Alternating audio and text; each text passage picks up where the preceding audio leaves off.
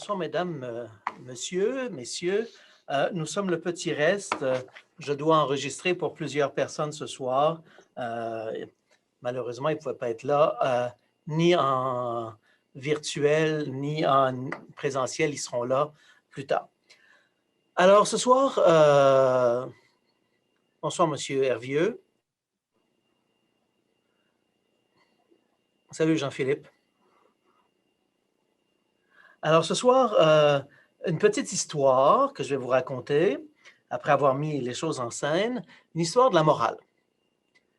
Et puis, la semaine prochaine, à partir de l'histoire que j'aurai faite cette semaine, je regarderai différentes problématiques.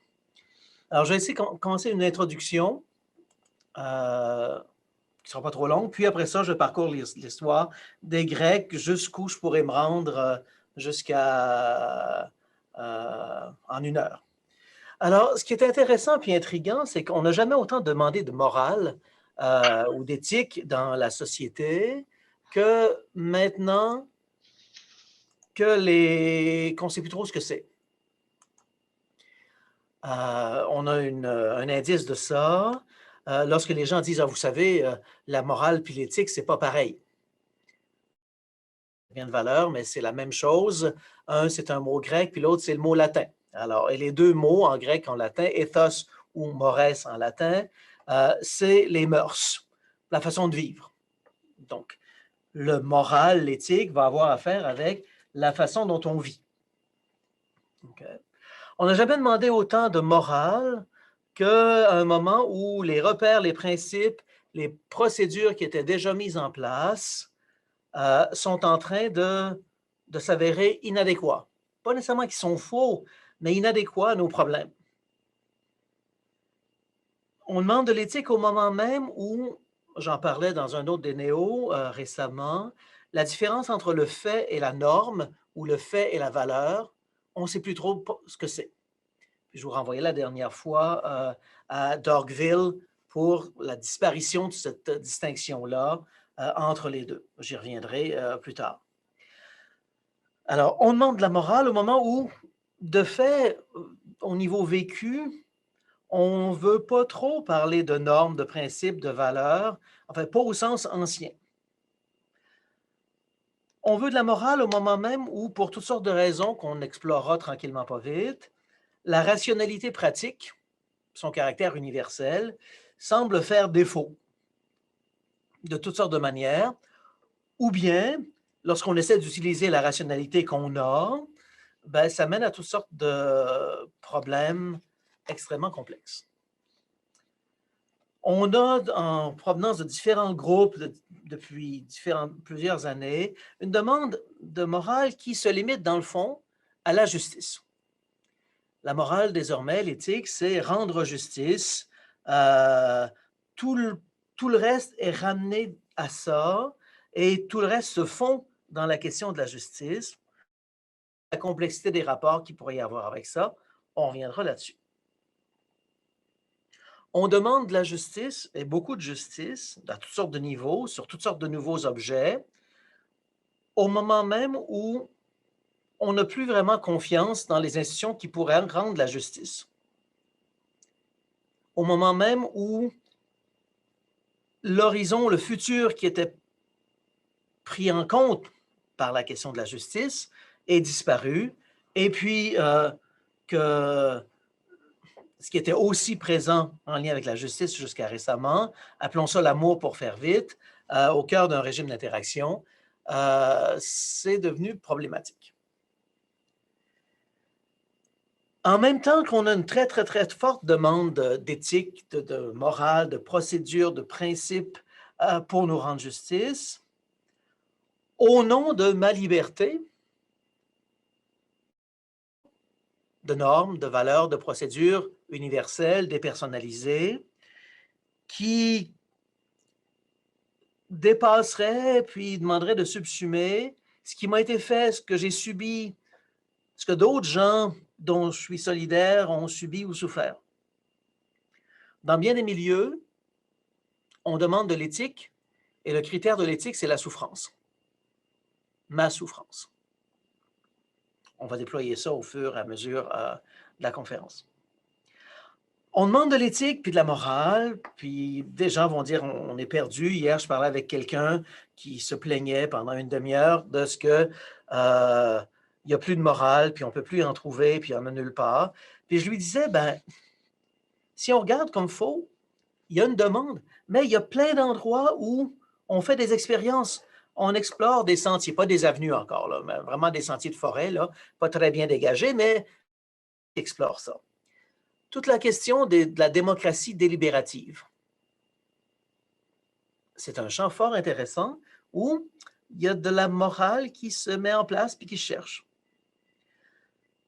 C'est normal qu'on demande de la morale parce qu'on est devant une société, un monde où ce qui compte comme souffrance et injustice, c'est en train d'être reconfiguré.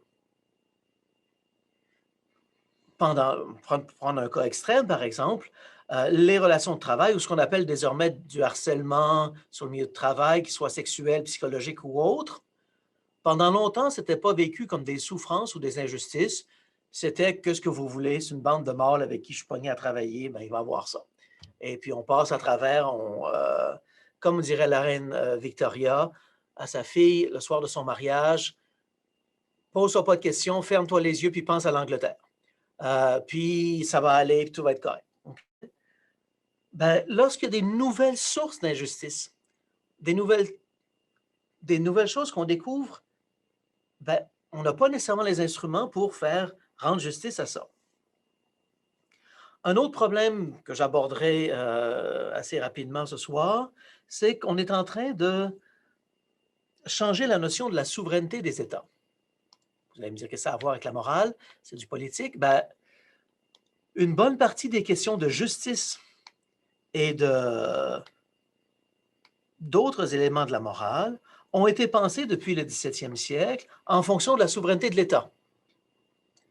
Il n'y a pas d'instance supérieure à l'État qui peut intervenir dans l'État, que ce soit la papauté ou un autre État qui dit au nom de la morale, j'interviens chez vous.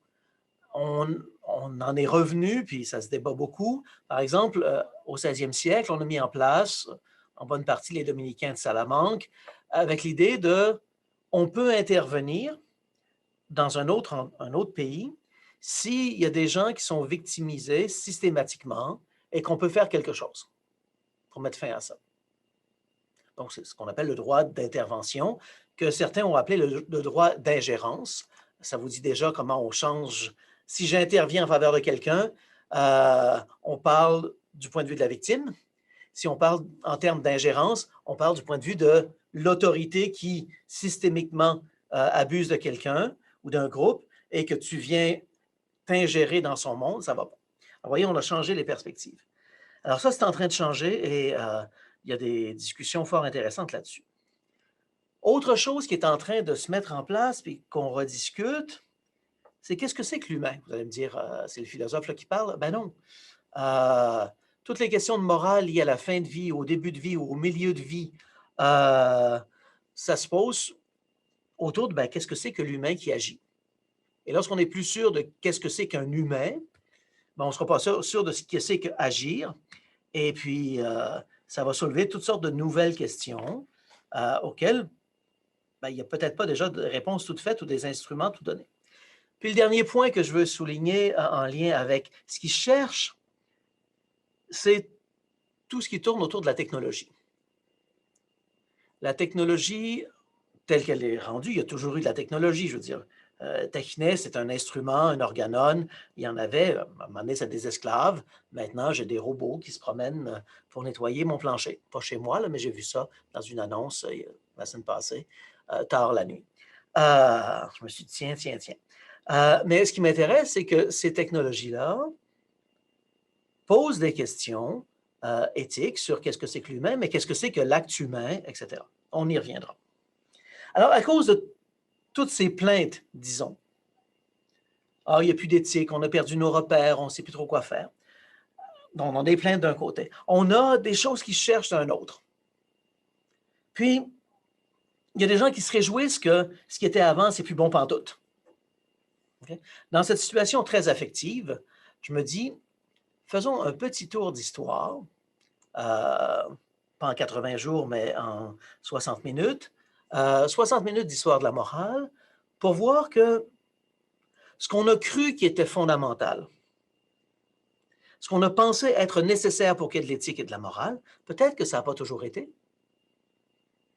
Peut-être que, dans le fond, on se plaint de la perte de quelque chose qui a 200-300 ans, puis que les humains avaient toutes sortes d'autres choses avant, ou peut-être qu'on a transformé les choses d'avant. Mais l'intérêt pour moi de faire un petit passage par l'histoire, c'est de se rendre compte qu'une partie de nos questions, de nos frustrations, de nos attentes, sont codées, scriptées, en dehors de ce qu'on vit vraiment, d'une part.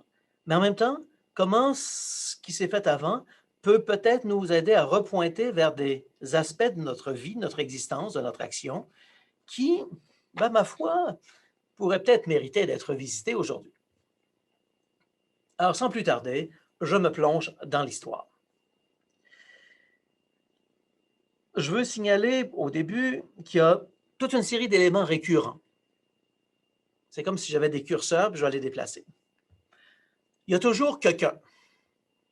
Je dis quelqu'un parce que ça a l'avantage d'être en québécois, mais quelqu'un, ça peut être pensé comme un individu, ça peut être pensé comme une personne, ça peut être pensé comme soi-même, ça peut être pensé comme autrui, l'autre. Et à chaque fois, ce n'est pas la même chose. Si je vous traite en individu, ce n'est pas la même chose que si je vous traite en personne. Je vous promets, vous préférez beaucoup que je vous traite en général comme des personnes plutôt que des individus. Mais je n'ai pas le choix, il y a des moments où je vais traiter comme des individus. Comme un soi, ça, je ne vous traiterai jamais comme des soi parce que je trouve que ça ne marche pas. Dans les questions d'éthique, il y a toujours l'ici, le maintenant, qui est en rapport avec un ailleurs demain matin ou un futur. C'est jamais juste le maintenant, il y a toujours de l'ailleurs puis du futur qui est là-dedans. Il sera toujours question d'une différence entre des actes humains et les actes des humains. Par exemple, présentement, vous remarquez que Jean-Philippe se taponne la barbe. Jean-Philippe se taponnant la barbe, c'est un humain qui agit. C'est l'acte d'un humain. Mais ce n'est pas un acte humain. Okay? C'est une vieille distinction qui remonte à Aristote, mais l'idée, c'est on fait plein de choses. Respirer, vous allez me dire, c'est moi qui respire. Eh bien, c'est fort peu vous. Vous mettez fort peu de vous-même dans la respiration. Peut-être que Louise, qui est dans son lit d'hôpital avec nous autres ce soir, il y a eu des moments dans les dernières semaines où il a fallu qu'elle y réfléchisse un peu plus, puis qu'elle s'investisse un peu plus dans « je respire et je vis ». Mais le petit Vincent, là, il respire puis il ne pense même pas. Okay? Alors, est-ce que c'est un acte? C'est un acte d'un humain, mais ce n'est pas un acte humain. On reviendra sur cette distinction-là probablement la semaine prochaine. Dans les actes humains, depuis toujours, il va y avoir un pôle, appelons ça intention pour faire vite. Le pôle acte lui-même, conséquence. Puis ces affaires-là, ou vous les pensez en silo, vous les pensez en série. C'est simple. Petit chaperon rouge. Maman dit à Petit chaperon rouge pendant qu'elle lui met le chaperon rouge sur le dos, puis lui remet le petit panier, elle dit « C'est mon intention que tu ailles porter ce petit panier à Mère Grand. Okay? Ton intention, c'est d'aller porter le petit panier à Mère Grand en m'écoutant, c'est-à-dire en n'arrêtant pas pour parler au méchant loup.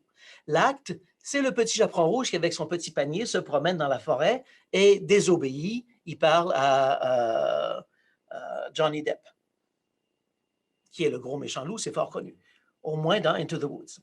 Et puis, ben, parce que tu n'as pas suivi l'intention de la maman tout à fait, puis tu as parlé à Johnny Depp, ben, à la fin, Mère Grand va avoir beaucoup des plus grandes oreilles que prévu, des plus grandes dents, puis tu vas finir dans son estomac.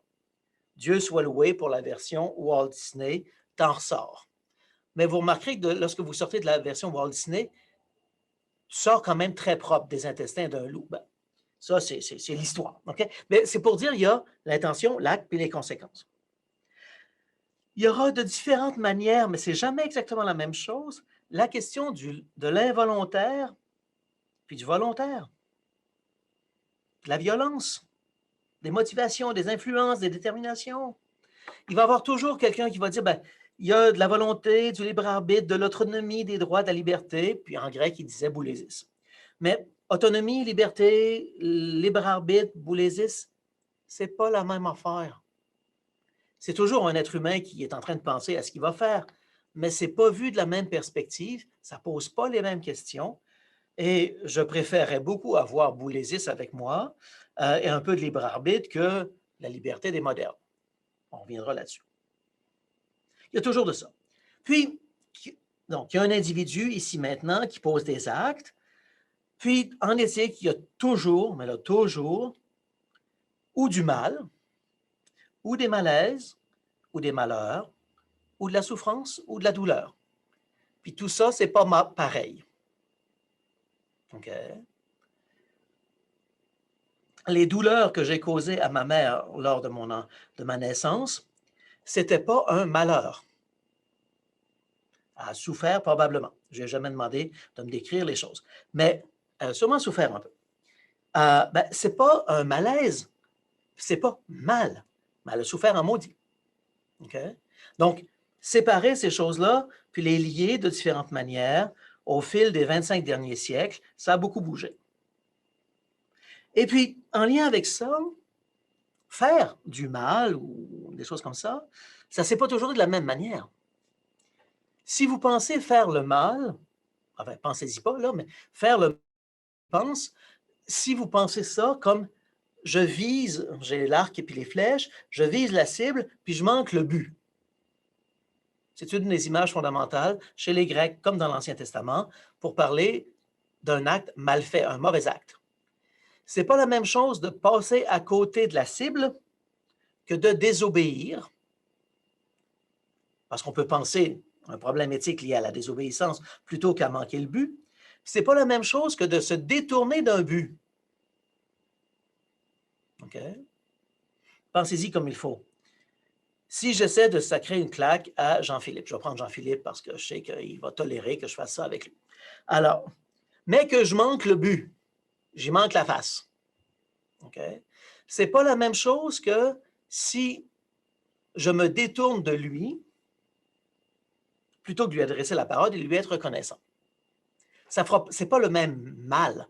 On pense à la même chose. Ce n'est pas le même type de justice puis de morale qui va être en jeu. Toujours avec le mal et tout, il y a la plupart du temps eu deux niveaux du rapport au mal, et des fois un troisième. Le premier niveau, c'est le blâme ou la louange sociale. Par exemple, on dit quoi là? Passe-moi le lait. On dit quoi? OK, s'il vous plaît. On le dit sur quel ton? Ça, c'est du blâme ou de la louange sociale. OK? C'est pas beau de ne pas dire s'il vous plaît, c'est encore plus laid de ne pas dire merci. Mais on est dans l'ordre du blâme social. Mais essayez d'imaginer tout ce qui peut être mis à ce niveau-là.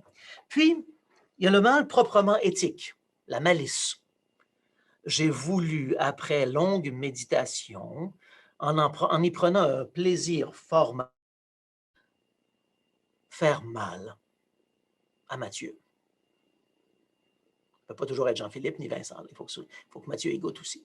Mais ce n'est pas la même chose que simplement dire c'est pas beau de faire ça. On ne fait pas ça dans notre milieu. Okay? Puis le troisième petit niveau, ça va être le niveau du péché et de toutes ses variantes, sur lesquelles je reviendrai en faisant ma petite histoire. Mais le péché, ce n'est pas la même chose qu'un blâme, ce n'est pas la même chose que le mal éthique. Il y a un petit twist qu'on va voir, qui est intéressant. Je pense que ça a été sécularisé. Autre chose qu'il faut tenir en compte, c'est que tout le monde n'a pas tenu le même type de discours au fil de l'histoire pour la morale. Je vais vous en donner des idées en faisant des parcours rapides de l'histoire. Et, dernier point qui revient de différentes manières, les horizons transcendants n'ont pas toujours été les mêmes. C'est une chose de vous dire que ce qui est le sommet du monde, c'est Athènes, qui est la source de toutes les transcendances. Ce n'est pas la même chose que si vous pensez que c'est la France ou Dieu, ou les droits de la personne. Ce n'est pas le même type de rapport à la transcendance. Okay. Okay? Tout ça, ces derniers points-là de l'individu, personne, soi, jusqu'au horizon transcendant, toutes ces choses-là vont toujours revenir à toutes les époques. La question, c'est la proportion que vous allez avoir de chacune de ces choses-là, qui va faire des morales complètement différentes, qui va permettre des compréhensions, des rapports à autrui différents et des condamnations d'un autre ordre. Alors, il y a fondamentalement 3 grands types de discours moraux. Le premier, je l'appelle éducatif. C'est-à-dire, j'ai des petits jeunes avec moi et je veux essayer de leur faire comprendre avec des arguments pourquoi tuer leur professeur de philosophie, c'est une bonne chose. Okay? Ou une mauvaise chose, ça dépend. Okay? Donc, je vais essayer de leur faire comprendre à partir de ce qu'ils connaissent, puis leur faire découvrir des choses, la logique interne de ce problème-là, et puis on va en discuter.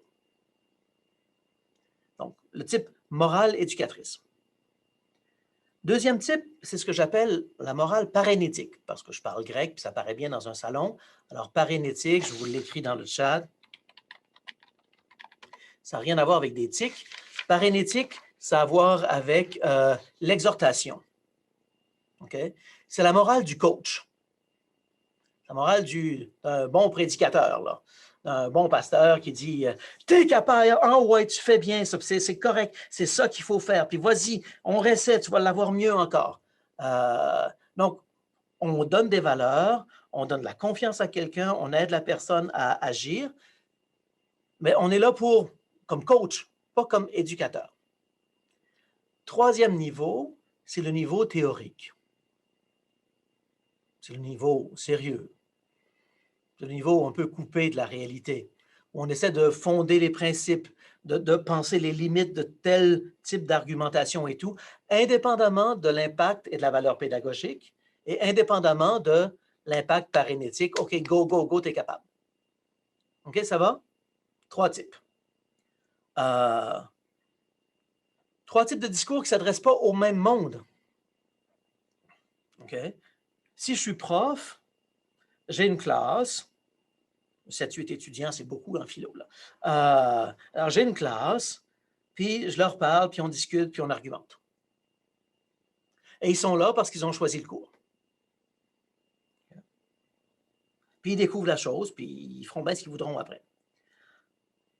Si je suis au niveau théorique, je m'adresse à 12 personnes écart dans le monde qui comprennent le grec, l'allemand, l'italien, le français, un peu l'anglais, et qui sont capables de gérer 2500 ans d'histoire, et puis la pure argumentation contrefactuelle, c'est-à-dire si on avait tel cas, telle chose, dans tel type de monde, avec tel type de valeur, comment penser le bien ou le mal, ou le juste ou l'injuste là-dedans?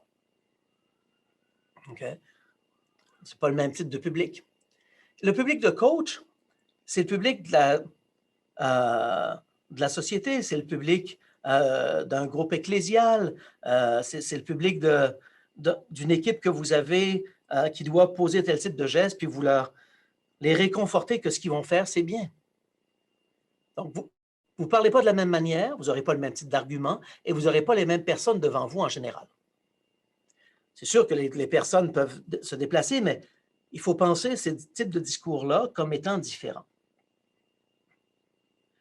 Je vais dire, en gros, pour faire vite, puis je nuancerai après, que les Grecs, dont je parlais maintenant, ont une morale éducative. Les judéo-chrétiens ont une morale, en général, plus parénétique. Et la philosophie moderne, les éthiques modernes, sont beaucoup plus théoriques, pour ne pas dire théorétiques. Il faut vraiment les couper du monde, là. Okay? Il ne faut pas qu'il y ait de chair et de sang dans leurs affaires. Ça vient troubler le tout. Okay? Donc, c'est sûr qu'il y a eu du parénétique chez les Grecs. Il y a eu de l'éducatif en morale aujourd'hui. Mais lorsqu'on essaie de regarder les types de morale, elles sont pensées pour différents groupes et différents types de discours. De sorte que si vous prenez un discours paranétique, qui est là pour booster la confiance de quelqu'un qui fait quelque chose de bien, ben, on utilise lorsqu'on veut booster quelqu'un, on veut les réconforter, leur dire qu'ils font quelque chose de bien ou les empêcher de faire quelque chose de mal. On utilise des arguments des fois qui ne sont pas très forts, mais qui vont être très efficaces rhétoriquement pour stimuler ou retenir la personne. Okay? Mais si vous prenez ça et vous dites « Ah, c'est un principe théorique », on appelle ça une erreur de catégorie. Il ne faut pas faire ce genre de choses-là. Okay? Donc, c'est savoir quel type de discours peut servir à quoi, quitte à les retravailler pour faire apparaître les autres aspects, mais vous allez devoir travailler. OK? On s'entend là-dessus? OK. Allons 2500 ans passés. Nos deux Louis n'étaient pas là à cette époque-là encore. C'est l'époque du grec. Les Grecs nous disent, en morale, c'est fort important, il faut parler du bien. Et il existe une idée du bien. L'agathon. Le bien, c'est quelque chose d'aimable, qui est beau aussi.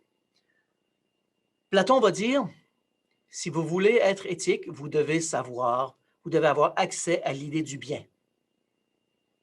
Et tant que vous n'avez pas l'accès à l'idée du bien, vous ne pourrez pas en vivre. Vous ne pourrez pas en faire vivre les autres. Aristote dit, cher Platon, tu as raison, ça serait tellement bien si on avait accès à l'idée du bien, mais on n'a pas le temps, là. Hein? Il faut éduquer du monde aujourd'hui, puis tout ce monde-là ne pourra pas avoir accès à l'idée du bien. Je veux dire, Vincent a toutes sortes de qualités, là, mais il y a une vie, il y a des cours, il y a des examens à passer. Il n'y a pas le temps d'arrêter de vivre et de se chercher l'idée du bien. Okay? Donc, il faut trouver un autre type de morale. Okay. Ça tourne autour de l'idée du bien, qui ne sera jamais loin de l'idée du juste. Parce que ce qui est proprement humain pour les Grecs, c'est la capacité qu'on a, vous et moi, de discuter ensemble et de s'entendre ou pas sur ce qui est juste et injuste et sur ce qui peut être nuisible ou pas. Dans une famille, il n'y a pas beaucoup de justice pour les Grecs. Maman a décidé, puis ça va être de même. Ou papa a décidé, puis ça va être de même. Okay? Et puis, ben, c'est sûr qu'il ne faut pas les abuser des petites bêtes, là, ni rien. Là. Mais l'idée, c'est, il y a une justice, pour parler en latin, c'est quondam quid, d'une certaine manière. Parce qu'il n'y a pas de tribunal. Maman et papa sont le tribunal qui édicte la loi, qui l'applique et puis qui tiennent compte des conséquences. Comme justice, on aurait déjà vu mieux, disent les Grecs. Okay? Mais ce qui est proprement humain, cette capacité au-delà de l'organisation familiale puis économique, de discuter politiquement du bien en lien avec le juste et l'injuste. Pas qu'on va s'y entendre tout de suite, mais c'est ça dont ça va parler. Deuxième élément qui est au cœur de la morale pour eux autres, c'est la morale, ça se voit, la moralité de quelqu'un. C'est la qualité de l'acte de l'autre qui est visible. Alors, pour un grec, si vous dites « Ah ben non, mais dans le fond de mon cœur, là, j'avais pas l'intention de lui faire mal. » Les Grecs vont dire « Regarde, il y a un cadavre. C'est toi dans le salon avec le chandelier, puis Mademoiselle Scarlett t'a vu. Bon. Oui, mais je voulais pas lui faire de mal.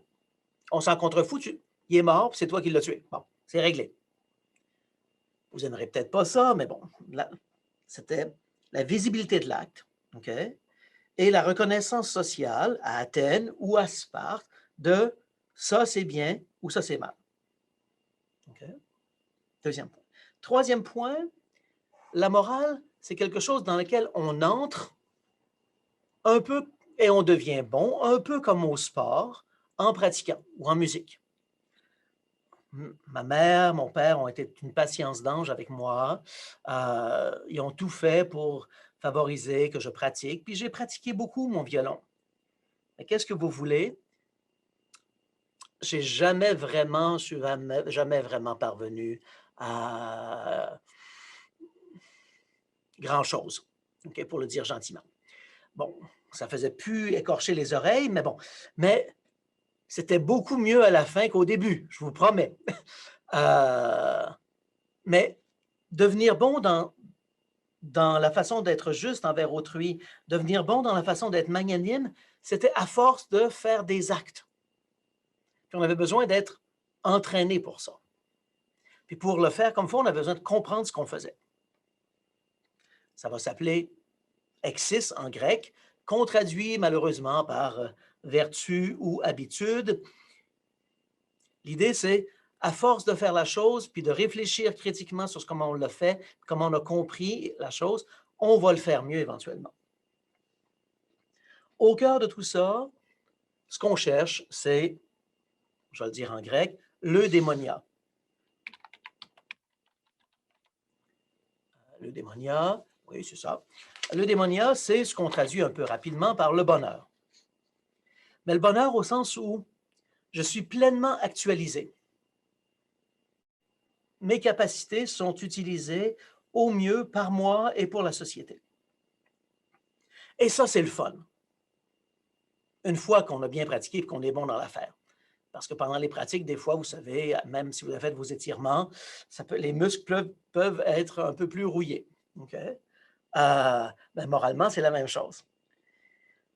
Sauf que, un moment donné, lorsque tu es bon à faire quelque chose de bien, puis ça paraît que tu es bon, puis le monde voit que c'est un bel acte, c'est le fun être reconnu.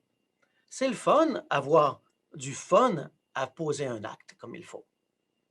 Et là, les Grecs, que ce soit Platon ou Aristote, se posent la question, est-ce que je fais ça parce que ça me donne du plaisir? Ou est-ce que je fais ça parce que c'est la belle bonne chose à faire? Puis, comment tu noues les deux ensemble? Ça va se creuser un peu plus tard. Puis, derrière ça, ben, disons-le crûment, mesdames, et puis Vincent, puis Caleb, ben, vous ne pouvez pas être des êtres moraux encore. Être moral, c'est le cas de Mathieu, Jean-Philippe et moi, des hommes mûrs. Ben, moi, je suis déjà pas mal un peu vieux, là. Mais Jean-Philippe et Mathieu sont des êtres qui peuvent être reconnus moraux. Probablement l'autre Jean-Philippe aussi, puis Jean-François Cathy. Mais Vincent, décidément pas, puis les femmes, bon, on n'en parle même pas. Okay? Mais je le dis comme ça pour faire sourire, mais derrière ça, c'est de se dire, lorsque on va relire les Grecs pour se dire, ah, il y a des choses intéressantes en morale, dites-vous que ceux qui étaient des acteurs moraux étaient une fois qu'ils avaient de la barbe, ça en exclut quelques-uns, puis qui pouvaient encore servir dans l'armée, moi je ne peux plus servir dans l'armée, et qui sont libres de le faire, qui ont du temps pour le faire. La madame, là, qui est pognée dans la maison à élever les enfants, à s'occuper des esclaves, s'assurer qu'il y a de la bouffe, s'assurer que tout le monde est habillé et tout, puis que la maison tient et tout, c'est ça qu'elle fait. Elle n'a pas le temps de pratiquer la magnanimité puis le courage public, la madame, là.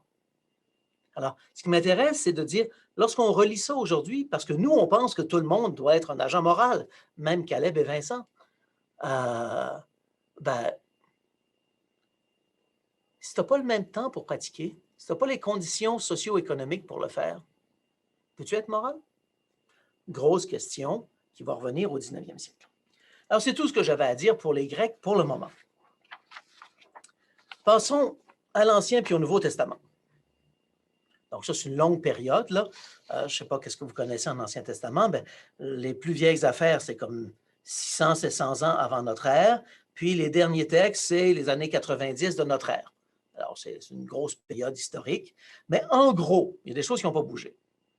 Pour l'Ancien Testament, ce qui est moral s'entend dans le cadre d'une alliance, d'un contrat avec Dieu. Et être moral, c'est de se tenir dans ce contrat-là. Et comment est-ce qu'on se tient dans ce contrat-là? Ben, en obéissant au commandement. Dieu a dit ce qu'il voulait. Il a dit qu'est-ce que vous deviez faire. Faites-le et vous vivrez. Faites-le pas, puis vous êtes dans marde. Je traduis fort librement la finale du livre du Deutéronome. Si vous lisez les chapitres 27, 28, 29, 30, quelque chose comme ça, du Deutéronome, vous allez voir que si vous obéissez pas à Dieu, oh, il fera pas beau. Vous allez avoir une vie difficile. Okay? Dieu s'organise pour que vous ayez des motivations à agir comme il faut. Parce que vous ne voulez pas aller en exil, vous ne voulez pas la peste, vous ne voulez pas de la sécheresse, etc., etc. Comply. Resistance is futile lorsqu'il s'agit de Dieu. Okay? Alors, tu as des lois dans ce sens-là, sur toutes sortes de choses. Ça porte sur toutes sortes de choses. Au cœur de ça, c'est toujours servir Dieu qui est en jeu. Mais très, très, très, très tôt, ce qui m'intéresse, alors qu'on est dans un peuple fermé, replié sur lui-même, les étrangers, on est un peu xénophobe, hein, pour dire les choses gentiment. C'est vrai qu'on a été étrangers en Égypte pendant un bout de temps, puis on n'a pas aimé ça parce qu'ils nous ont rendus esclaves. Alors, lorsqu'on est chez nous, on ne veut pas avoir affaire beaucoup avec les autres. Mais à travers tout ça, très, très tôt, dès l'époque du Deutéronome, on dit, et c'est là où il y a quelque chose de très intéressant, la veuve, l'orphelin, l'esclave, l'étranger, même si vous ne les aimez pas, il faut que vous en teniez compte. Dieu veut qu'ils vivent. Or, une veuve ou un orphelin dans le monde ancien, c'est des gens qui sont marginalisés parce qu'il n'y a plus de mâles à qui ils appartiennent. Il n'y a plus de mâles pour s'occuper d'eux. Alors, ça prend la communauté qui doit trouver en elle-même, en écoutant les commandements, ce qu'il faut pour subvenir aux veuves, aux orphelins, aux esclaves, etc., etc. Et il y avait même une loi qui n'a jamais été respectée. En 2000, le pape avait essayé de la remettre de l'avant, mais ça n'a jamais marché. C'était la loi de l'année sabbatique. J'adore les années sabbatiques, vous le savez. L'année jubilaire, c'était à tous les 49 ans, on remettait toutes les pendules à zéro. Vous aviez des esclaves, ben, tout ce monde-là était libéré. Vous aviez pris des terres à quelqu'un qui en a plus, ben, ces terres lui sont rendues. C'était comme si à tous les 49 ans, on remettait l'économie à un point d'égalité, de justice, en sachant que dans les prochains 49 ans, ça va se dégrader.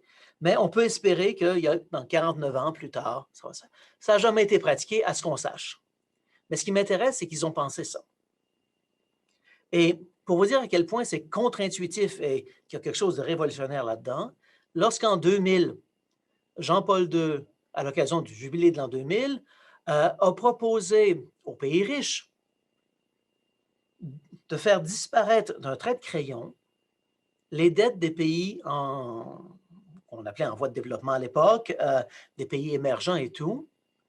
Tout le monde a dit non. Ça ne se fait pas. Eh bien, dans l'Ancien Testament, déjà, on avait pensé à ça. OK? Vous verrez éventuellement pourquoi la semaine prochaine, j'insiste sur ce petit trait qui me plaît particulièrement. Dans le Nouveau Testament, donc écrit entre l'an 38, 39 et 90, 12 de notre ère, on passe de 600 quelques commandements à 2.0, enfin 2.5. Aime Dieu, ton prochain comme toi-même. Tout ça dans la même phrase. Alors, ça fait un commandement, mais tu as 3 pôles. Dieu, l'autre, comme toi-même. Okay. C'est une amélioration locative, je vous garantis la chose. Okay. Mais en même temps, je vous le dis tout de suite, je ne veux pas vous faire de cachotterie, les humains, depuis que ça a été formulé, ont toujours reformulé ça, ont toujours refusé ça. On préfère avoir 634 commandements que aime et fais ce que tu veux. Parce que si tu aimes vraiment, ce que tu vas vouloir, c'est faire du bien à autrui. Mais ça, c'est plus difficile parce qu'il faut réfléchir. Qu'est-ce qu'elle voudrait? Qu'est-ce qui lui ferait vraiment plaisir? De quoi elle a vraiment besoin? Si j'aime vraiment quelqu'un, je vais me poser cette question-là si je veux lui offrir quelque chose. C'est beaucoup plus compliqué que aux noces d'or, tu donnes telle chose, et puis à telle autre place, tu donnes telle autre chose, pose-toi pas de questions, c'est comme ça. Okay? L'amour, c'est extrêmement compliqué. Alors, un commandement plutôt que beaucoup, se mettre au service les uns des autres. Vous allez me dire, ça semble aller de soi, mais ça ne va pas de soi, ni hier, ni aujourd'hui. Ce que c'est en train de dire, c'était bouleverser les hiérarchies sociales. Le pauvre, c'était celui ou celle que tu servais, toi qui étais la madame riche ou toi qui étais le monsieur riche. Et l'autre devait aussi en retour te servir. Il y a une belle petite lettre, c'est une page, ça se lit tout seul, c'est l'épître à Philémon. C'est pas de sa faute, il s'appelait comme ça. Alors, je ne vous en dis pas plus, je regarderai ça la semaine prochaine, mais je vous invite à la lire cette semaine. C'est dans le Nouveau Testament, c'est la dernière petite épître. Je vous dis, c'est une page, même pas. Je ne vous en dis pas plus. Le Nouveau Testament aussi, du point de vue moral, a relativisé les idées de bonheur. C'est-à-dire, les Grecs disaient, il faut tout faire pour que j'aie ici-bas, aujourd'hui, des bons actes qui vont être reconnus, qui vont m'éterniser, c'est-à-dire, on va se rappeler de moi. Le Nouveau Testament dit, oui, fais tout ça, mais la reconnaissance, tu ne l'auras peut-être pas tout de suite. OK? Et c'est correct. Elle viendra un jour. Kant va revenir là-dessus 18 siècles plus tard. Mais l'idée, c'est, le bonheur, c'est pas, j'ai pas 50 ans pour le faire, ou 30 ans, ou 10 ans. J'ai à être au service d'autrui, même si je ne suis pas reconnu, alors que pour les Grecs, ça ne va pas. OK? Nouveau point, élargissement. Dans le Nouveau Testament, mesdames, pour votre plus grand malheur ou plus grand bonheur, vous devenez des êtres éthiques aussi. C'est-à-dire, vous pouvez faire du bien, mais vous pouvez fucker en masse aussi. Okay? Alors, c'est pour ça que je dis, c'est pour le meilleur et pour le pire. Hein? Au sens où vous êtes reconnus comme des êtres pleinement humains. Okay? Vous n'êtes pas des hommes défectueux. Non, vous êtes des vrais êtres que Dieu a voulu comme ça. Et vous avez votre place, vous avez droit au même sacrement. Et devant Dieu, vous avez à agir de la même manière. Mais vous allez être aussi responsable de la même manière si vous n'aimez pas. Okay. Autre élément avec le christianisme qui est hérité de l'Ancien Testament, plus fort, enfin autrement que chez les Grecs, comme il s'agissait de coqs mâles qui faisaient quelque chose pour être reconnu par la communauté des mâles libres, c'était plus limité. Là, on a un travail parce qu'on est inscrit dans et pour une communauté. C'est pas la même chose. Si j'ai à me préoccuper de comment éterniser ma vie, mon acte, pour que vous vous rappeliez de moi et que vos enfants se rappellent de moi, c'est pas la même chose que ce qui compte, c'est la communauté, indépendamment qu'on se rappelle de moi ou pas. Vous voyez, ça va changer, déplacer le rôle de la personne puis sa place en morale et tout. Et de ce point de vue-là, vous comprendrez bien qu'on vient de déplacer aussi tous les cadres du blâme et de la louange. Ça, c'est dans les textes. Je ne suis pas en train de dire que l'Église a vécu ça depuis 2000 ans. C'est-à-dire, oui, elle en a vécu, mais beaucoup du côté pécheresse. C'est-à-dire, avec des êtres humains tels qu'ils sont, vous pouvez seulement arriver à faire un bout du programme. Okay? Mais le programme est quand même là. Okay? Puis il est répété constamment, dimanche après dimanche. Puis au bout de ça, quelque chose qui n'est pas grec, mais là, pas du tout, donne ta vie pour quelqu'un d'autre. Puis pardonner sa vie, ce n'est pas juste je te donne 5 minutes gratuitement, là, non, c'est je meurs pour toi. Okay? C'est pas grec du tout, c'est pas très romain. Un peu romain, mais pour l'armée seulement. Okay? J'avance parce que je veux faire mon tour d'histoire aujourd'hui pour qu'on réfléchisse à tout ça la prochaine fois. Moyen Âge. Il y a eu une petite parenthèse qui a duré 30 ans, puis qui est restée comme un petit ruisseau sourd qui s'est propagé jusqu'à aujourd'hui, puis à mon bureau. On appelle ça Thomas d'Aquin. Okay? Albert le Grand, Thomas d'Aquin. Eh bien, les dominicains, on a perdu. Thomas d'Aquin a perdu. Les franciscains ont gagné. La morale, c'est suivre les commandements. Il y a eu, je vous le dis, il y a eu une période de 50-75 ans où on a essayé de repenser la morale autrement. Eh bien non. Parce qu'on avait une visée de coach et d'organisation sociale, des commandements, donnez-moi des procédures, donnez-moi des règles, j'obéis ou j'obéis pas, mais c'est ça que je veux savoir, c'est ça que je vais faire, puis on va être correct. Okay. Et fin du Moyen Âge. Je ne peux pas dire que je ne vous traite pas 800 ans rapidement, là. Parce que je vais revenir sur le Moyen Âge, parce que je crois que dans la petite parenthèse qui s'appelle vite, qui a été vite refermée sur l'action orientée, structurée par le bonheur, qui n'est plus quelque chose de grec, qui n'est pas du commandement, ben, je pense qu'il y a là une voie intéressante pour aujourd'hui, mais ce sera pour la semaine prochaine. Début de la modernité. Si vous avez des commandements, qu'est-ce qui va se passer? Les commandements, c'est universel. On s'entend. Ça ne touche pas toutes les circonstances de ma vie. Alors, vous allez développer une morale de la casuistique. Casuistique, une morale des cas. Casus. Cas-ci qui est arrivé, et puis là, tu dis, OK, dans ce genre de cas-ci, comment il faut interpréter ça? Ben, Maxime a dit que ce n'était pas si grave. Hervé a dit que c'était pas mal plus grave que Maxime a pensé. Puis, il y a eu Didier qui a dit, faites-vous-en pas, ça ne dérange pas. OK? Et selon que vous êtes plus cool ou pas, vous allez choisir les autorités qui font votre affaire. Moi, je pense à un vieux père qui est mort maintenant. Lui, lorsqu'il y avait des questions morales, il faisait le tour des autorités, donc des personnes qui avaient interprété les commandements, et puis il mettait dans la majorité d'un côté, puis la minorité, puis il ne se posait pas de questions. Si la majorité a décidé ça, c'est que c'est ça qui est bon. En morale, c'est rarement le cas. La majorité risque fort d'être à côté de la plaque, dans bien des cas. Okay? Donc, on hérite d'une morale où on a des commandements qui sont proposés par différentes autorités et on se fie aux autorités. Puis comme il y en a beaucoup, on fait des calculs savants.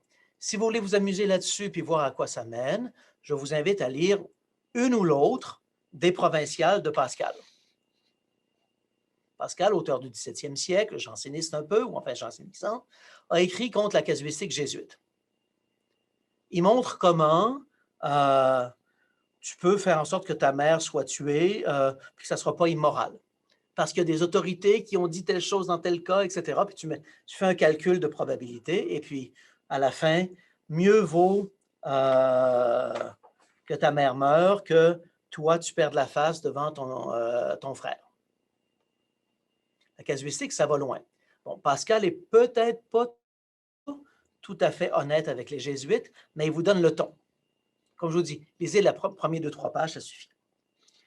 Mais en plein début de modernité, il y a eu un choix par un monsieur Descartes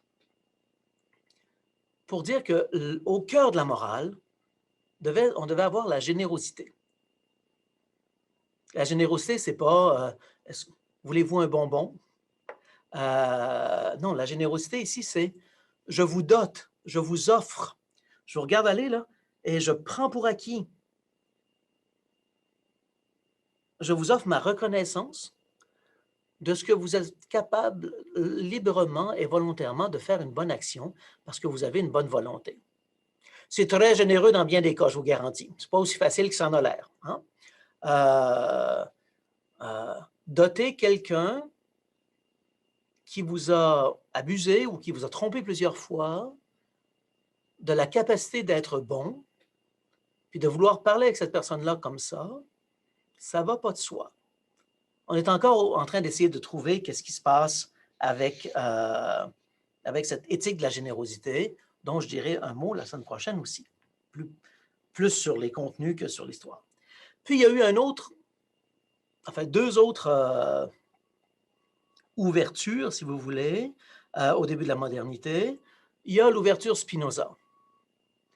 comment est-ce qu'il peut y avoir de la morale si tout est déterminé? Si tout ce qui arrive, arrive parce que c'est comme ça que ça peut arriver, puis pas autrement, est-ce que vous pouvez être responsable de quelque chose? Pouvez-vous être libre? Est-ce qu'on peut dire qu'il y a du bien ou du mal? J'adore Spinoza. Il met à mal toute une série de nos catégories, et j'aime ça lorsque quelqu'un fait ça, parce qu'il va répondre oui. Il va dire, une fois qu'on se dit que tout arrive, et tout ce qui arrive devait arriver, puis ne pouvait pas arriver autrement, c'est là où, et là seulement qu'on peut vraiment penser la vraie responsabilité. On s'en reparlera la semaine prochaine.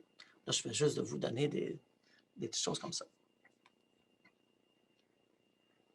Arrive un siècle et demi plus tard, M. Kant, Immanuel de son nom, qui croyait que les hommes avaient vraiment besoin des femmes pour être moralisés, parce que les hommes laissés entre eux, c'était une bande d'êtres de Cro-Magnon qui ne sortiraient pas de la caverne de sitôt.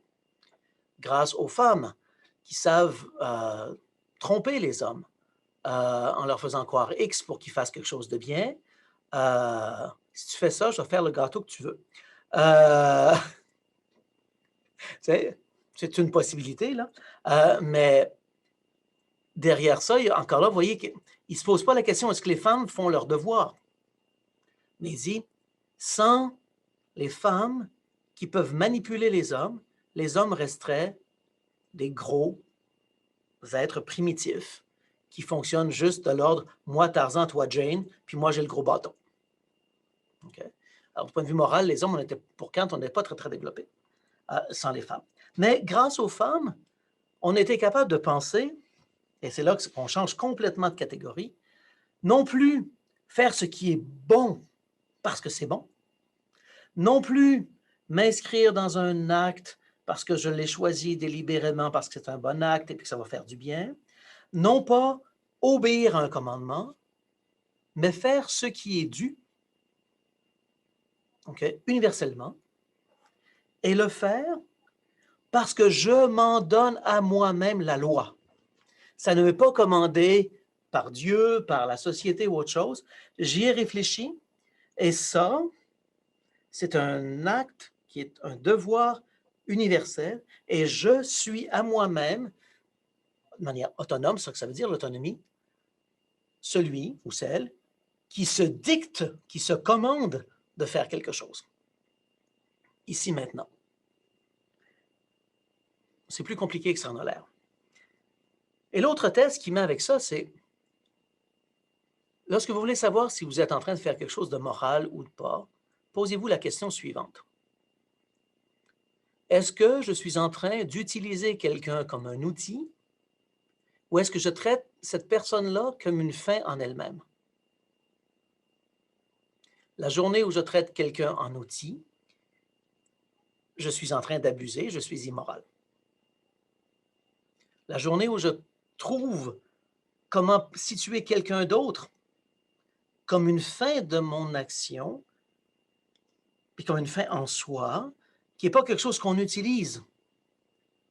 Ce n'est pas juste quelque chose qu'on contemple, c'est quelqu'un avec qui on fait quelque chose qui vaut autant pour cette autre personne-là que moi, et que je me dis que cette personne-là est capable d'autonomie et que je dois travailler à ce qu'elle soit le plus autonome possible devant moi et avec moi. C'est ça, prendre quelqu'un pour une fin. Plutôt que de dire, regarde, tu ne comprends pas, je vais le faire pour toi, puis je vais le faire avec toi.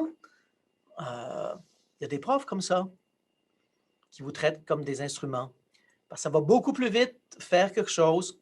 Je suis sûr, lorsque j'ai commencé à apprendre à cuisiner, ma mère m'a montré. Okay? Ma mère a une patience d'ange. Okay? Je suis sûr qu'il y a des fois, ce serait dit, si je le faisais moi-même, ça irait tellement... ça salirait moins un peu partout. Eh bien non. J'ai appris à le faire, ça salir, à nettoyer, et puis éventuellement, j'ai pogné à twist comment battre la crème pour pas qu'il y ait de la crème partout dans la cuisine. Okay? L'autonomisation puis prendre quelqu'un pour une fin, c'est ça. Plutôt que j'ai besoin d'un batteur, bon. OK? Voyez l'idée? On pourrait en revenir beaucoup là-dessus la prochaine fois. Puis, Kant s'est posé la question, puis il n'a pas vraiment répondu. Qu'est-ce qui arrive lorsqu'on a un conflit de devoirs?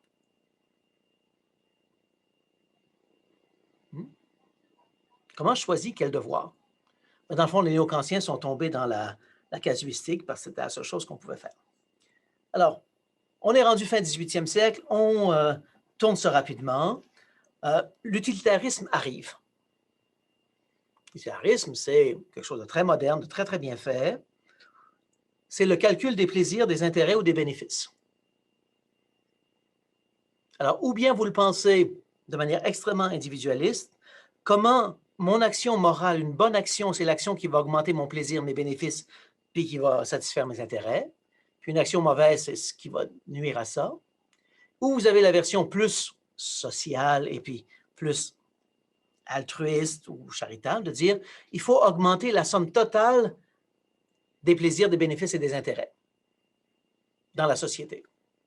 Alors, c'est sûr qu'il y en a qui vont jouir plus, puis d'autres qui vont avoir moins leur intérêt, mais en gros, tout le monde va trouver assez de bénéfices, d'intérêt ou de plaisir dans la situation créée par les actes que vous déclarez bons, qu'ils vont accepter votre programme. Ça va mener au 20e siècle à des choses intéressantes. Puis, il y a eu 3 drames. Le drame darwinien, entre le singe et moi, il n'y a pas grande différence. Le drame freudien, ben, le volontaire et puis l'intention de la personne, lorsque vous mettez le ça, puis le id, qu'est-ce qui reste de ça? Et puis, vous avez eu l'économique avec Marx et puis les sociologues, qui ont délogé le sujet généreux ou autonome ou casuiste. Dernier tour d'écrou, il y a eu le traumatisme de la Deuxième Guerre mondiale et ça a donné naissance à ce que j'appelle les éthiques de la victime.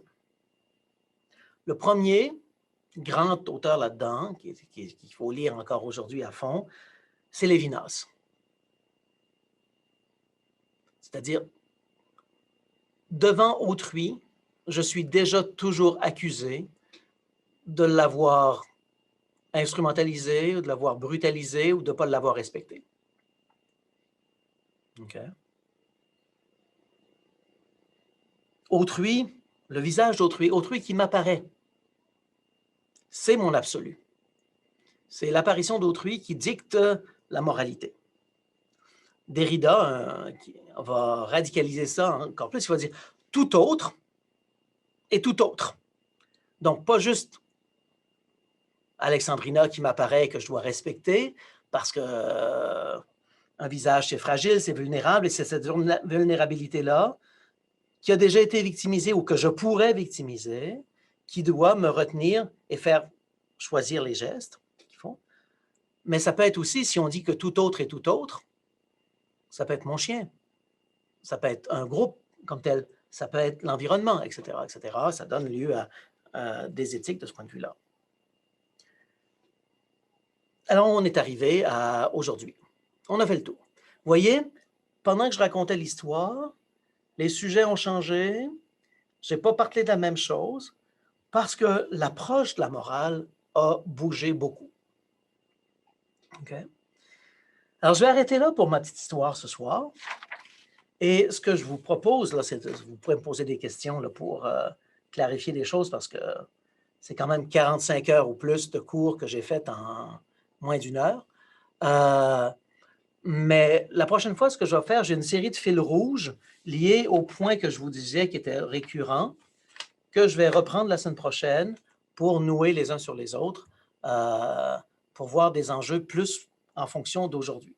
Mais là, c'était vraiment de vous dépayser avec un questionnement, des approches différentes, que j'ai radicalisées pour les besoins pédagogiques que j'avais.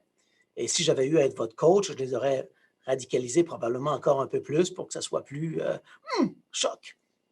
Mais j'ai essayé d'être enseignant et non pas trop théorétique, puis pas trop coach. Alors, je suis tout oui pour des questions, des commentaires, Et je vous promets que si vous me euh, posez des questions extrêmement précises sur tel texte d'Aristote et tout, je vais vous dire, on verra ça la semaine prochaine.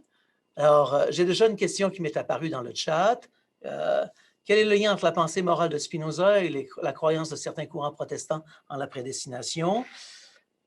D'une certaine manière, il faut poser la question autrement. Quelle est leur source commune? C'est une certaine compréhension de la providence biblique.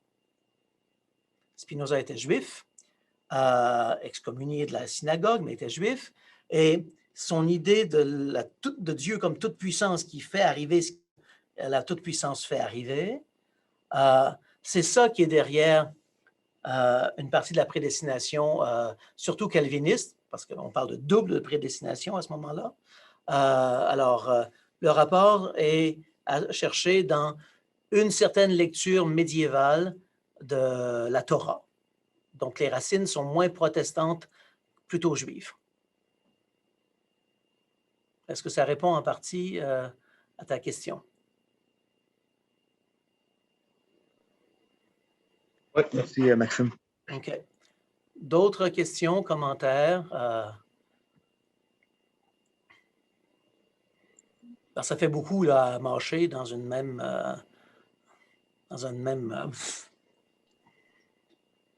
Mais l'idée, c'est vraiment de montrer que ça a bougé, puis qu'on ne peut pas dire, voici, on avait quelque chose, puis ça a toujours été ça, puis on l'a perdu, ou...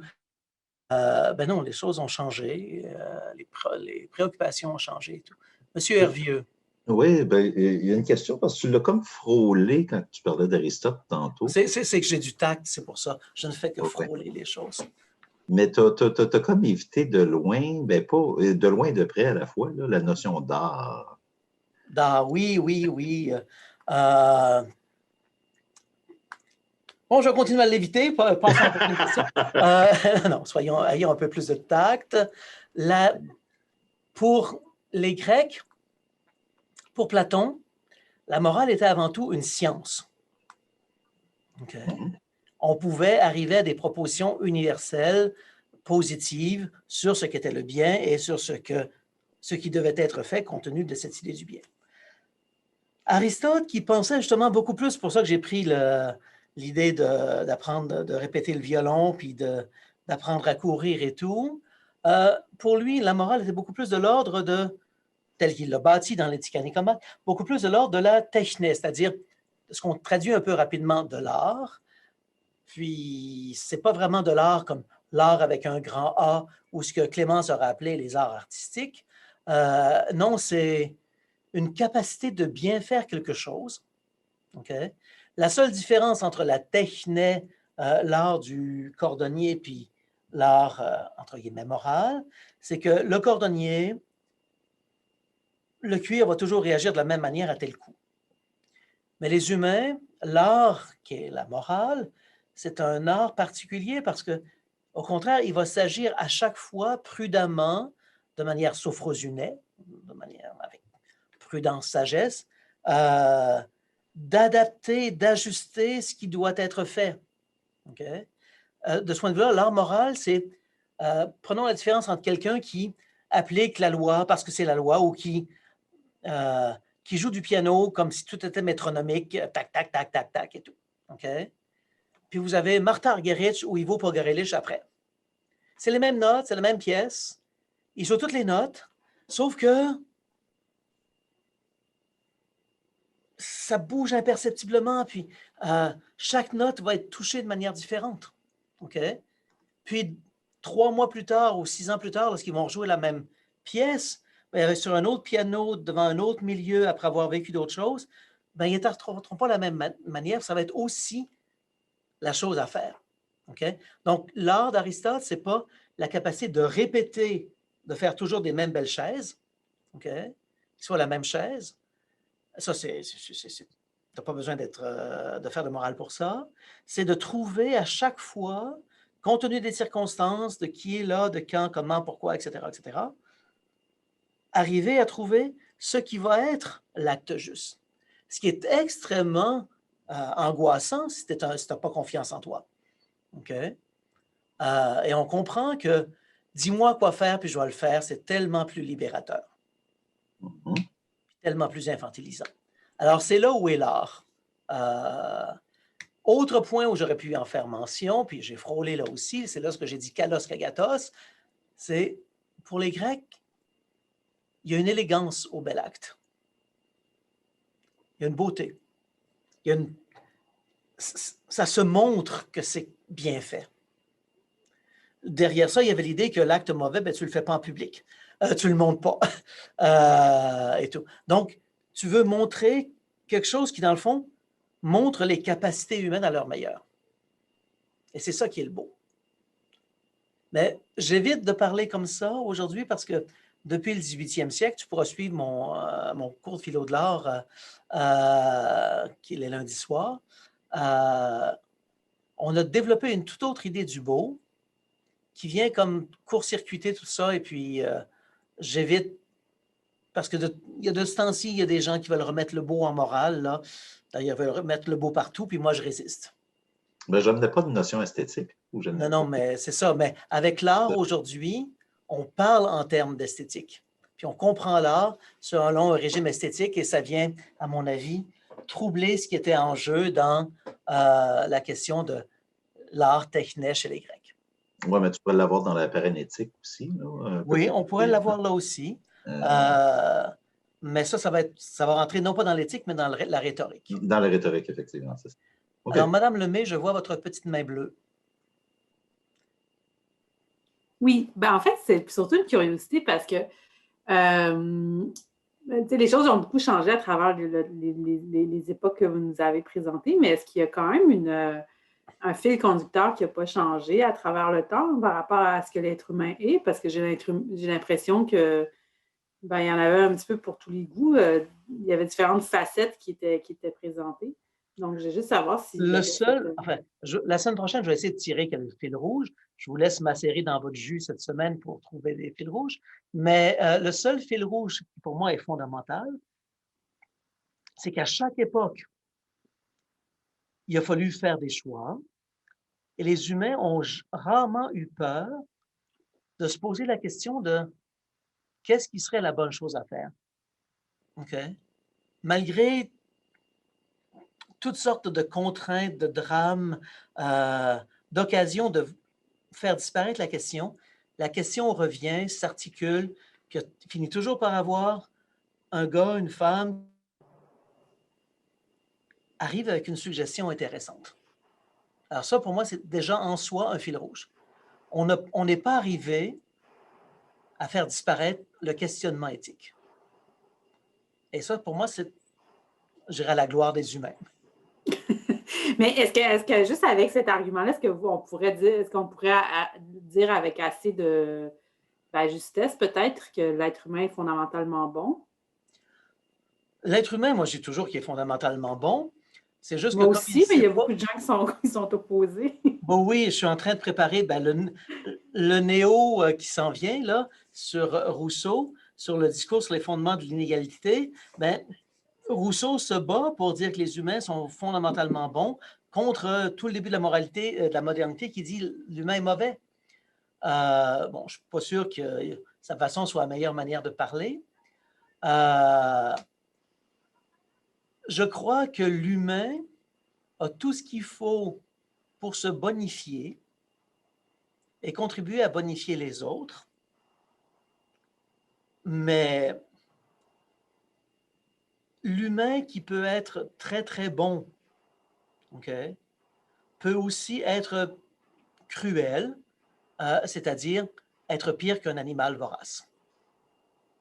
Okay? Donc, il faut trouver une manière de dire la chose pour garder les deux pôles. Kant, par exemple, dans le livre 1 de la religion dans les limites de la simple raison, va dire « L'homme a 3 prédispositions au bien. Une au niveau de sa nature, au niveau de son humanité, puis au niveau de sa personnalité. Mais il y a 3 propensions au mal. Mm-hmm. Et les propensions au mal, c'est qu'est-ce que vous voulez, le bien que je veux faire, je ne l'ai pas fait. Donc, ma volonté n'est pas à la hauteur de mon désir, de mon intention. L'autre chose, je suis prêt à être gentil, mais si tu me donnes un chocolat, je vais le faire encore plus facilement. Deuxième type de propension au mal. Troisième type, c'est je peux-tu utiliser la loi morale qui devrait faire du bien, mais pour faire du mal à quelqu'un? Et les humains sont très bons pour ça aussi. Et tout le travail de Kant, c'est est-ce qu'on peut espérer que les prédispositions pour le bien finissent dans le fond par court-circuiter les propensions au mal? Et Kant dit, j'espère que oui, mais il n'est pas sûr que ça arrive souvent. Mais il croit que la société allant se rationalisant, il était peut-être un peu optimiste, on va créer de plus en plus les conditions pour court-circuiter les propensions au mal chez l'humain. Par exemple, corruption 101, quoi. C'est pas à toi que je vais apprendre des choses là-dessus, mais on a mis en place toute une série de mécanismes où on essaie, où on aimerait, où il serait bon de le faire, pour faire en sorte que la corruption politique, sociale, économique n'existe plus. Parce qu'on sait que c'est un mal, puis on sait que les humains sont bons là-dedans. Donc, on voudrait... Alors, tu vois, le deuxième fil, on est en train d'essayer de trouver une manière d'essayer de court-circuiter ça, mais tant et aussi longtemps que la volonté de l'individu ne choisira pas de ne pas le faire, il va toujours trouver les moyens de le faire. Alors, Kant, il espère que, mais il n'y a pas vraiment les moyens pour... il y a une notion qui lui manque, entre autres, pour arriver à faire ça. Mais, alors, tu vois, de ce point de vue-là, Kant est à son meilleur. Il dit, regardez, il y a ces deux tendances-là, elles n'ont pas la même valeur. On doit tabler sur les prédispositions au bien, sachant que ça peut être fragile, tout ça. Monsieur Jean-Philippe, pas Hervieux. Ton micro est fermé, Jean-Philippe. Désolé. Alors, est-ce qu'il y aurait un type de morale qui pourrait être j'appartiens à un groupe et tout ce que le groupe pense, c'est le bien. Tout ce que mon groupe pense, c'est le bien. Tout ce qui est en dehors de mon groupe, c'est le mal. Est-ce qu'il n'y a pas un type de morale comme ça? Toutes les morales sont comme ça. Okay. La seule différence, c'est qu'on va plus ou moins élargir le groupe. Okay. Chez les Grecs, nous, les Grecs, qui sommes civilisés, le reste sont des barbares, c'est-à-dire, vous le savez, barbares, ça veut simplement dire qu'ils ne savent même pas les deux premières lettres de l'alphabet dans le bon ordre. C'est une onomatopée barbare. Alors, nous, on est civilisés, on a la morale, les autres ne l'ont pas. Zoulou, chez les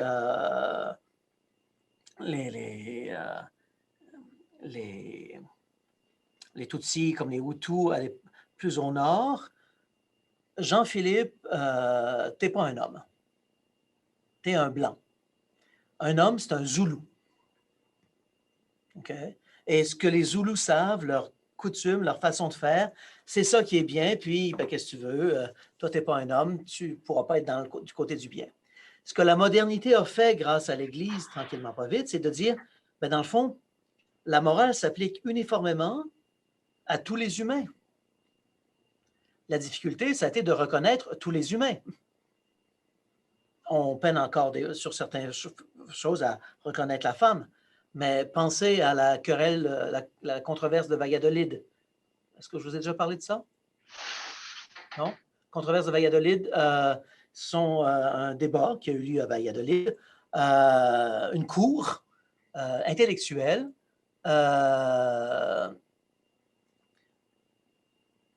où les dominicains se sont battus contre les jésuites. Nous avons gagné, c'est une des rares fois dans le monde où on a gagné, alors ça me fait plaisir de vous en parler parce que pour le reste, on a perdu en morale partout. Les franciscains ont gagné, pour ne rien dire des capucins.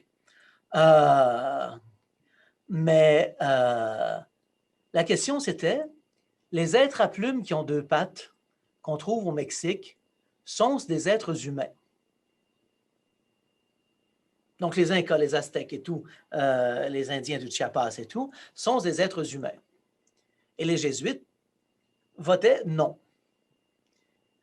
Parce que si ce n'était pas des êtres humains, l'Espagne pouvait tout envahir, puis il n'y avait pas de problème.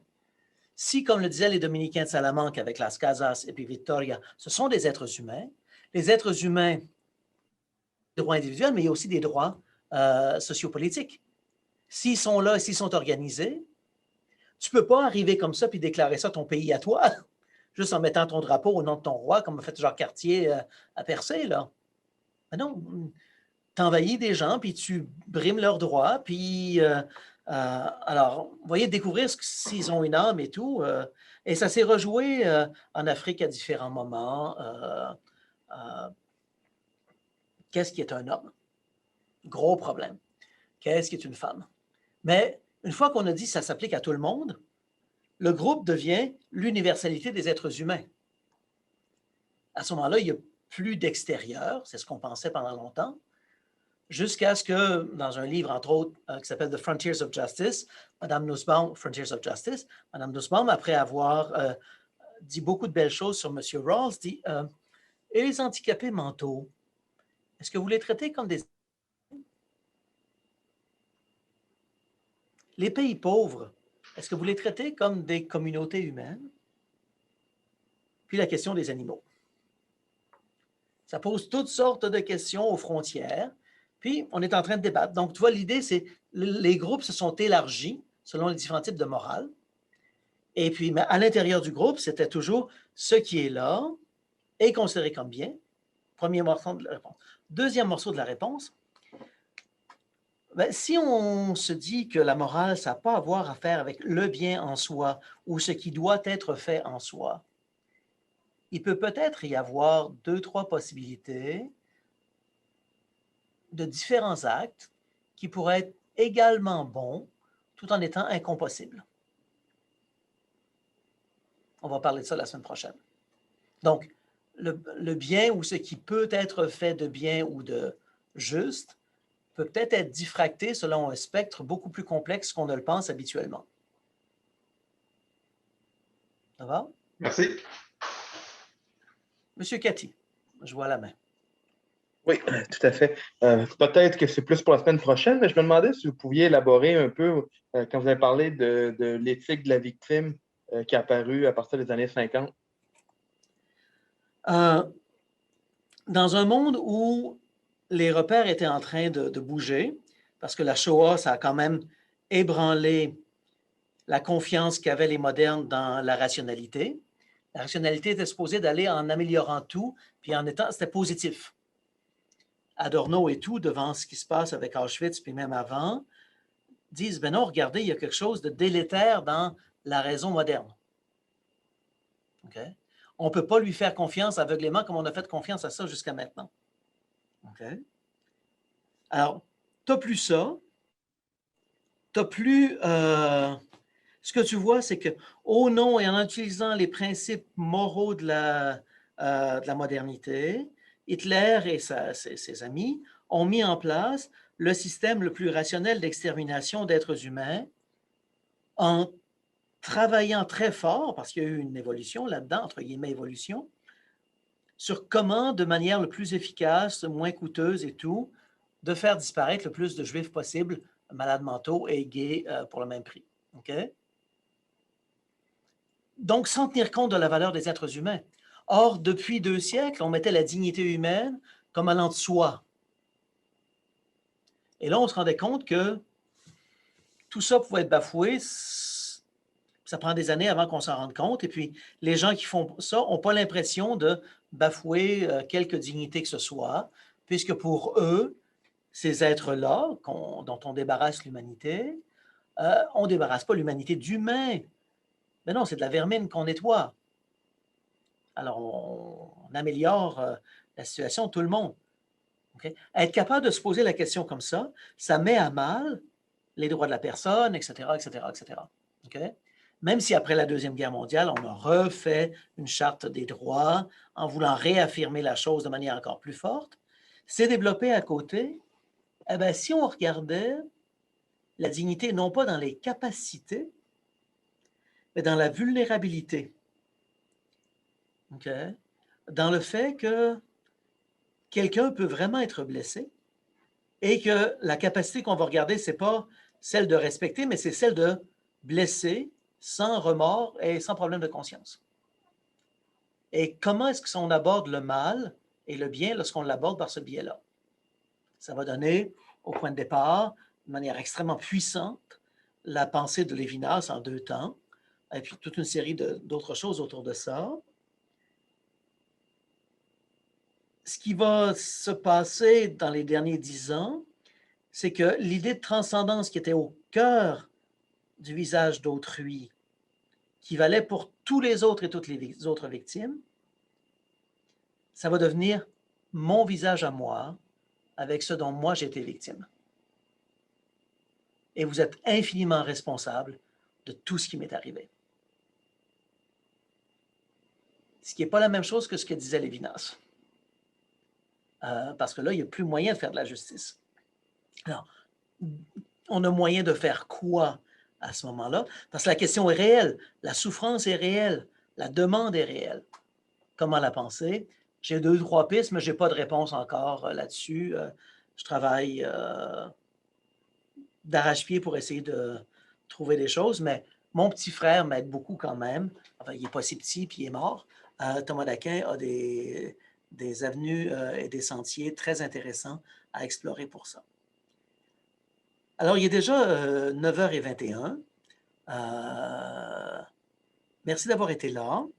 On peut se retrouver la semaine prochaine où là, on va, sans plus faire de l'histoire comme telle, j'ai choisi, puis je ne vous dis pas lesquels, 2, 3 points que je vais essayer de creuser à partir des différentes perspectives pour voir qu'est-ce que ça peut nous donner pour penser la morale aujourd'hui entre nous. Et puis, on pourra discuter à partir de ça. Alors, ce que je vais faire, c'est que je vais éditer le lien que vous avez reçu pour que vous puissiez l'utiliser pour la semaine prochaine. Ça va? Et entre-temps, s'il y a des questions vraiment qui vous empêchent de dormir, vous le savez, écrivez-moi, je vais vous endormir avec plaisir. Bonne fin de soirée et à bientôt.